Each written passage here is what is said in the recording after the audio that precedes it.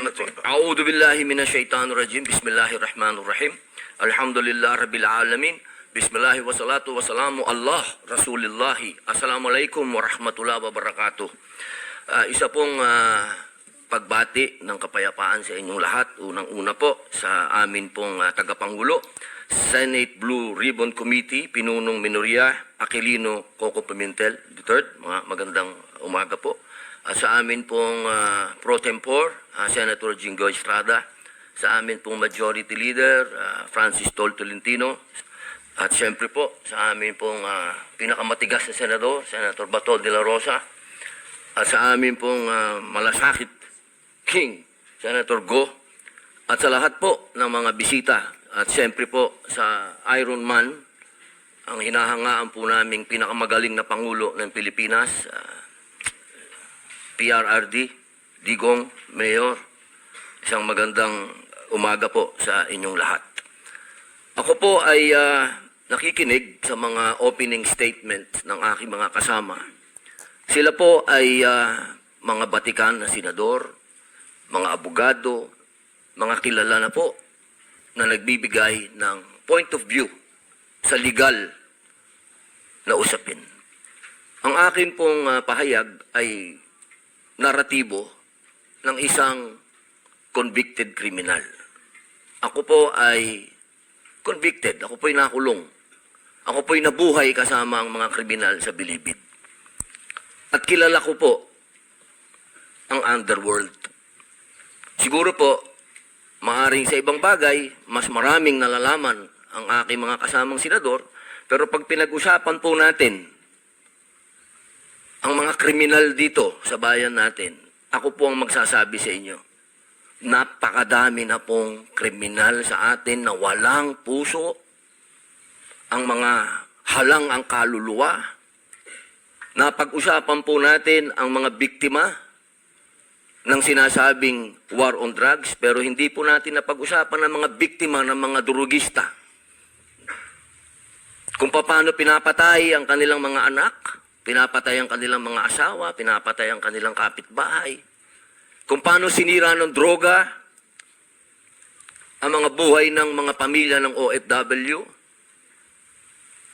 Kung paano po sa loob mismo ng Bilibid, kung saan po ako nakulong ng 3 taon at ginawa ko pang pelikula ito. Ang pangalan po ng pelikula, maaari niyo pong panoorin, Hari ng Selda. Dito po ay binunyag ko na sa loob mismo ng Bilibid ay nagluluto ng shabu. 1998 po yun. Kung bibilangin po natin yung taon na yun, hanggang sa dumating ang Iron Man, ilang taon po yun?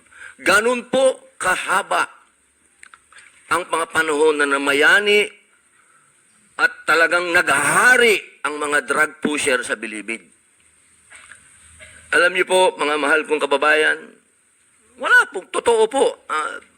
Ang kamatayan ng buhay ng isang tao ay yaan po ay bigay ng Diyos.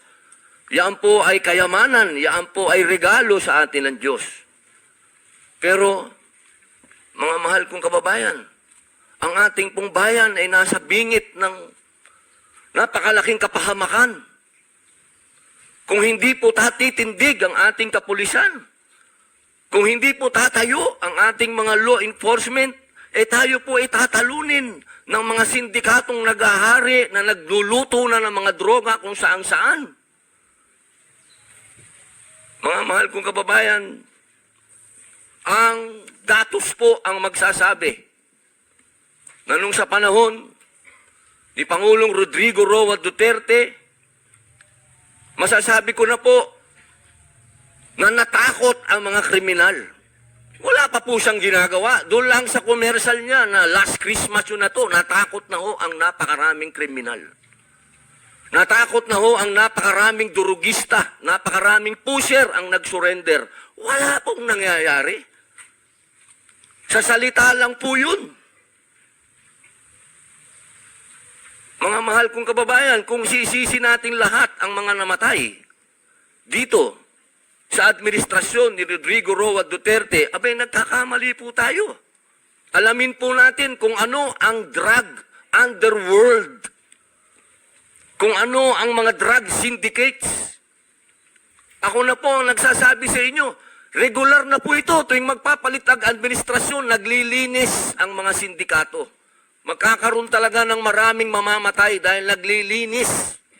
Para pagpasok ng bagong administrasyon, yung kanilang mga alagang, mga kriminal, mga alagang, mga pusher, mga tapos na. Sana po, sa usapin na ito, maging realistic po tayo, mga mahal kong kababayan. Kung kailan ba natin na ibalik sa mga kababayan natin ang kalsada.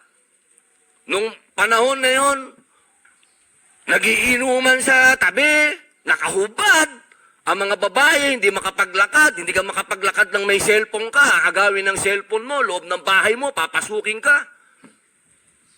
Mga kababayan naman, huwag naman nating haluan ng politika ito. May mga bagay dito sa mundo na kailangan maging realidad tayo. Buong mundo, problema ang droga. Kung walang tatayo para lumaban dito, paano na ang kinabukasan ng mga anak natin? Paano na ang kinabukasan ng bayan natin? Kaya sana po ang inihiling ko sa lahat dito sa pagdinig na ito, iwasan ng politika at tingnan po natin kung saan talaga tayo tutungo ang bayan natin. Mga kababayan, lubog na po tayo sa utang, lubog pa tayo sa tubig, pati ba naman sa ganito, lubog pa rin tayo. Yun lamang po, maraming salamat po.